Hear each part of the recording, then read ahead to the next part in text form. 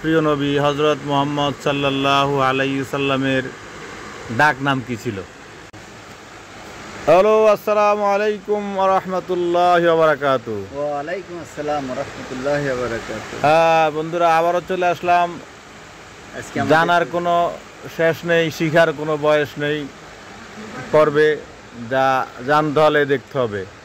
আজকেও আমরা দুইটি প্রশ্ন নিয়ে আসলাম। আমাদের দুই ভাই জনাব আবুল খায়ের চৌধুরী সাহেব এবং হাজী আলমগীর হোসেন সাহেব। আমার প্রথম প্রশ্ন হচ্ছে আপনাকে, জি বলেন। আপনিও বলতে পারবেন যদি জানা থাকে। পবিত্র কোরআনে মুহাম্মদ শব্দটা কয়বার উল্লেখ করা আছে?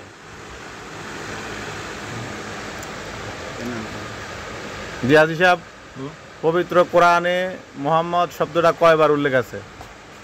আমি জানি মানে 5 বার জানি। জানা আছে? জানা নেই। 3 বার, 4 বার, 5 বার অপশন। আপনি?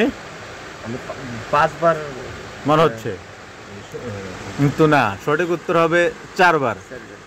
তাহলে আমরা জানলাম যে পবিত্র কোরআনে মুহাম্মদ শব্দটি 4 বার উল্লেখ করা আছে। ঠিক আছে।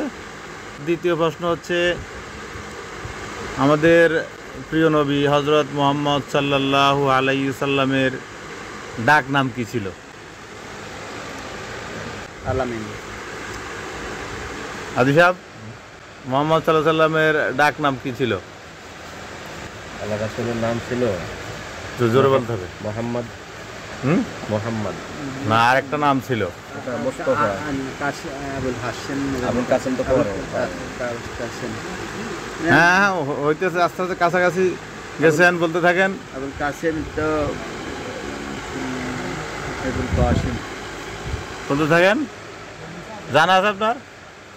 উনাকে মক্কার লোকে আলামিন বলে ডাকতো। আলামিন তো ওনার কাজকর্ম উপাধি দিয়েছে বিশ্বাসী। নাম তো হওয়ার পর মুহাম্মদ নাম। মুহাম্মদ। আমি যতটুকু জানি আবুল কাসেম। আবুল কাসেম তো পরে।